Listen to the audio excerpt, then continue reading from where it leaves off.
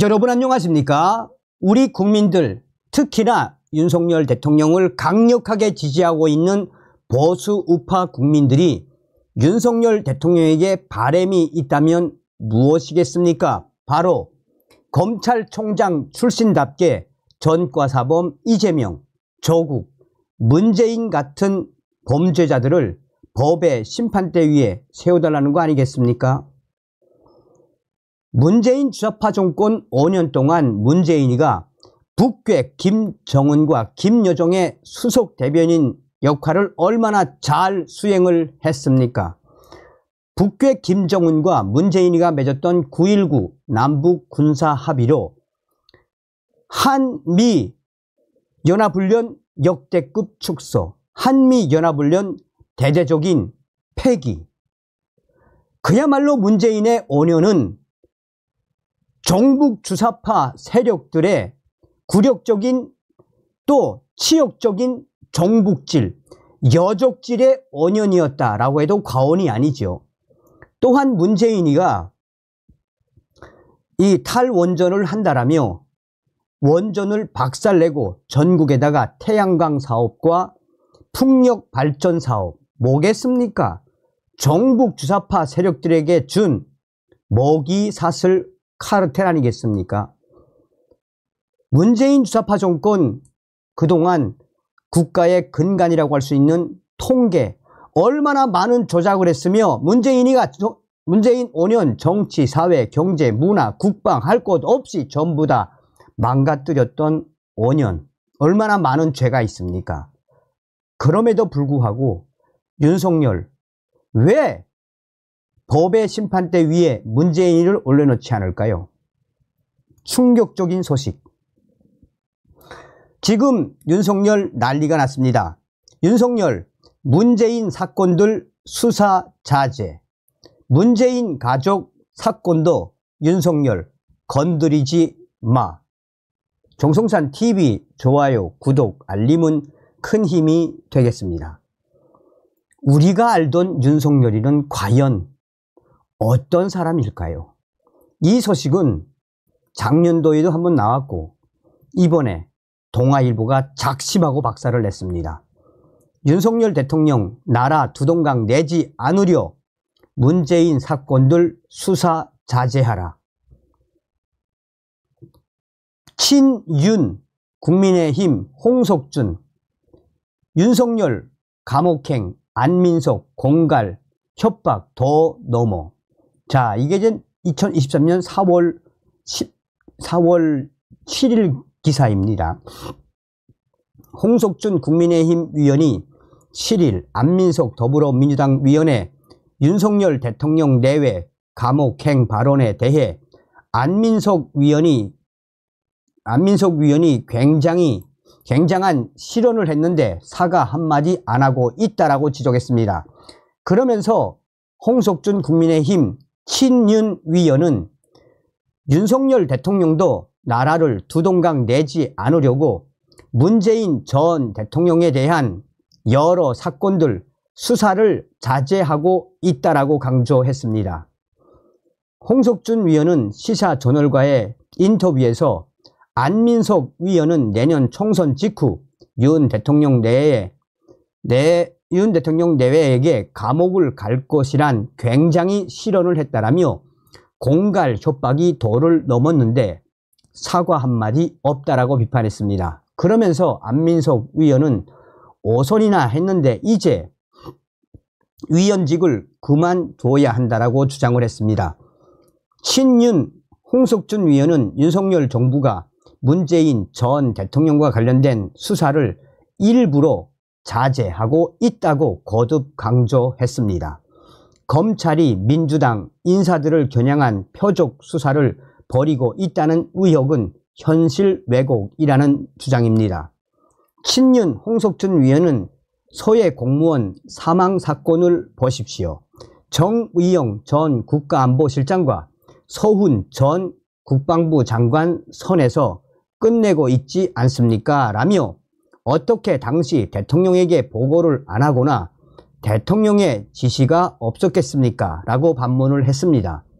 그러면서 홍석준 위원은 그럼에도 불구하고 윤석열 대통령은 나라를 두 동강으로 만들지 않으려고 문재인 전 대통령 관련된 사건들 수사를 자제하라고 하고 있는 것이라며 있는 것이라며 윤석열 대통령이 문재인 전 대통령과 관련된 수사를 자제하라고 하는 것이 무엇이겠나라고 다시 한번 강조했습니다. 또한 홍석준 위원은 앞선 전직 대통령들도 각종 의혹으로 감옥에 간 사례가 많다라며 계속 이렇게 가다가는 대한민국은 전직 대통령이 감옥에 계속 들락날락하는 국가로 이미지가 박히지 않겠나라며 대통령이 우려했다라고 강조했습니다. 그는 최근 미국의 트럼프 전 대통령이 미국 역대 대통령 중 최초로 기소를 당한 사례도 언급하며 미국 현지 언론에서 해당 관련 이슈에 대해 보도할 때 조롱하듯 우리도 한국처럼 되어간다고 말하더라라며 매우 부끄러웠습니다 라고 토로했습니다. 한편 안민석 위원은 지난 5일 BBC 라디오 전영신의 아침 저널에 출연해 내년 총선에서 국민의힘이 패할 것이라며 그 여파로 정권 교체가 이루어지면 윤석열 대통령 내외가 감옥에 갈 수 있다고 주장했습니다. 해당 발언은 민주당 추진 법안을 본회의에 직회부하면 대통령이 거부권을 행사하는 악순환에 대해 논평하는 과정에서 나왔습니다. 자, 이것도 충격적인 기사죠. 충격적인 기사죠. 동아일보 이기영 칼럼 김건희 여사 엄정한 사법 처리만이 윤 정권 살 길이다. 윤 참패 원인은 부인 문제로 공정 이미지 상실. 검찰 김건희 여사 공개 소환에 철저히 수사해야. 윤석열 대통령 문재인 가족 수사하지마. 윤석열 대통령 문재인 가족 사건 건드리지 마. 왜? 총선 며칠 후 총선 결과보다 더 놀라운 얘기를 여권 사람들에게서 들었습니다. 윤석열 대통령은 별로 변하지 않은 것 같다는 전언이었습니다. 김건희 여사가 머지않아 소셜 네트워크 서비스 활동을 재개할 가능성이 있다는 얘기도 덧붙여졌습니다.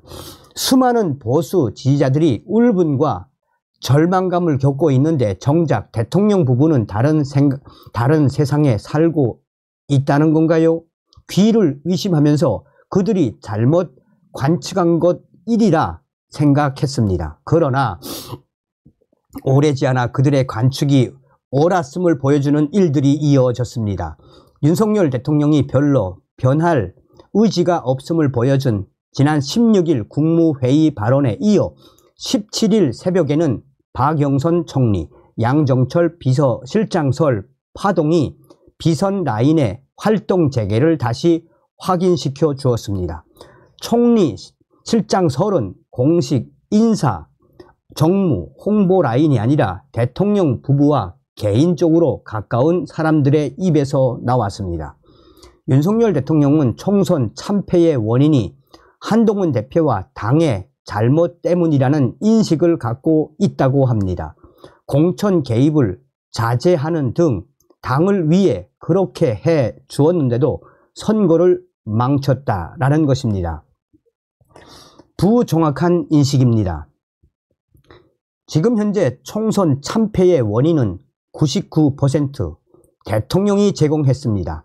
최고 지도자가 모든 허물을 안고 가야 한다는 도의적, 정무적 차원에서의 표현이 아닙니다. 객관적, 실질적으로 분석할 때 거의 전적으로 대통령이 패배 요인을 제공한 선거였습니다. 물론 윤석열 대통령 이외에도 패배 원인은 100가지도 넘게 꼽을 수 있습니다. 하지만 100개가 다 합쳐도 총량에서 전체 원인의 1%가 됩니다. 윤석열 대통령이 국민 과반수의 미움을 사게 된 근본 원인은 자신의 최대 장점이고 경쟁력인 공정 이미지와 정반대로 행동했기 때문입니다. 부인을 감싸돌며 사과마저 거부하고 오만과 불통 이미지를 끊임없이 각인시켜준 결과입니다. 조국 추미애가 대통령 윤석열 탄생의 1등 공신이었듯 이젠 품앗이 하듯 윤석열 대통령이 조국 추미애 부활의 1등 공신 역할을 해준 셈이 됐습니다. 대통령이 힘과 권위, 신뢰를 되찾으려면 공정 이미지를 회복해야 합니다.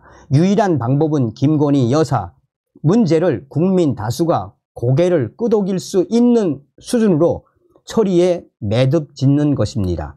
여기서 말하는 국민 다수는 이념적, 당파적 스펙트럼을 이 좌극단 1, 우극단 10으로 가정할 때 4에서 8 사이에 중도, 온건 진보, 온건 보수 성향 사람들을 뜻합니다. 대통령 주변의 비선 강경파들은 하나를 내주면 열을 요구할 것이라고 만류하겠지만 천만의 말씀입니다. 1에서 3 좌파는 하나를 받으면 열을 요구하겠지만 그들은 어떤 경우에든 그러는 세력이니 대책을 세울 때 아예 고려의 대상에 넣을 필요가 없습니다. 오로지 3에서 8 국민들만 바라보고 전략을 세워야 합니다. 이들이 외면하면 정권은 고립됩니다. 줄 건 주고 받을 건 받아야지 계속 감싸기만 하면 하나가 아니라 전부를 잃게 됩니다. 첫 걸음은 검찰의 엄정한 사법 처리입니다.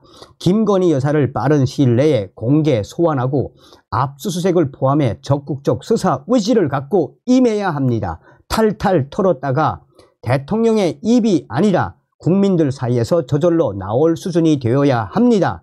김건희 여사의 유죄를 예단하는 게 아닙니다. 도이치 모터스 주가 조작에 동원된 이 계좌주 91명 가운데 기소된 사람은 1명이고 그나마도 1심에서 무죄가 선고됐습니다. 법리적으로 따져 결국 김건희 여사가 무죄가 될 가능성을 배제할 수 없다고 해도 엄정한 사법 절차를 거쳐 결론에 도달해야 합니다. 명품백 사건도 김영란법 조항에 따르면 공직자 배우자의 금품 수수는 직무 연관성이 있는 경우만 처벌 대상이 되므로 김건희 여사는 법리적으로 무혐의가 될 가능성을 배제할 수 없습니다. 그렇다 해도 철저한 조사와 사법 절차를 거쳐 결론이 나야 합니다. 물론 아무리 엄혹한 수사와 재판을 거쳐도 야당은 더 거세게 특검 공세를 퍼부을 것입니다. 하지만 이때는 대통령 거부권 행사에 여론이 고개를 끄덕일 것이며 여당 내 이탈도 없을 것입니다. 국민도 특검 만능론에 고개를 저을 것입니다. 윤석열 대통령은 김건희 여사와 처가에 대해 말로 할 수 없을 정도로 미안함을 가지고 있다고 합니다. 하지만 이제 다른 선택 대안이 없습니다. 감싸려 해도 결과적으로 똑같은 코스로 끌려갈 가능성이 큽니다. 소환 조사조차 안 받은 현 봐주기 상태에서 특검법이 상정되면 여당 새 지도부가 사실상 동조해 주거나 이탈표가 나올 가능성이 큽니다. 설령 이번에 특검을 피한다 해도 다음 대선에서 야당은 물론 여당 후보들도 경쟁적으로 여사 문제를 들고 나올 것입니다.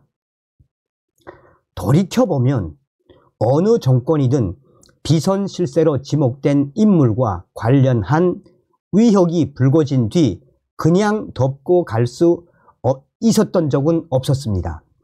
전두환 때 전경환이 그랬고 노태우 때 박철원이 그랬고 김영삼 때 김현철이 그랬고 김대중 때 홍삼 트리오가 그랬고 이명박 때 이상득이 그랬습니다. 그런데 충격적인 것은 문재인 전 대통령 가족만 예외인 것은 윤석열 대통령이 문재인 전 대통령 가족을 건드리는 걸 한사코 마다하기 때문입니다. 왜 윤석열 대통령은 문재인 전 대통령 가족만 예외인 것입니까? 왜 윤석열 대통령은 문재인 전 대통령 가족들과 그 사건들에 대해 건드리는 걸 한사코 마다하는 거겠습니까? 다음 정권도 그럴까요? 비리 발생 시점이 재임 중이라면 가족의 구속 수감이 정권의 도덕성에 타격이 되겠지만 도이치모터스 사건은 12년도 더 지난 결혼 전 얘기입니다. 부인마저 심판대에 세운 대통령에서 뿜어나올 춘풍추상의 기세는 국정 주도권을 확실히 쥐어줄 것입니다. 지도자는 스스로에게 엄격할 때 국민에게 말이 먹히고 기강이 잡힙니다. 자, 이 뒤에도 긴 논평이 있는데 우리가 속은 걸까요? 우리가 윤석열을 잘못 보고 있었던 걸까요? 김대중 때 홍삼 트리오가 그랬고 이명박 때 이상득이 그랬습니다. 문재인 전 대통령 가족만 예외인 것은 윤석열 대통령이 문재인 전 대통령 가족 사건을 건드리는 걸 한사코 마다하기 때문입니다. 왜 그렇습니까, 윤석열? 다음 시간에 뵙겠습니다. 멸공.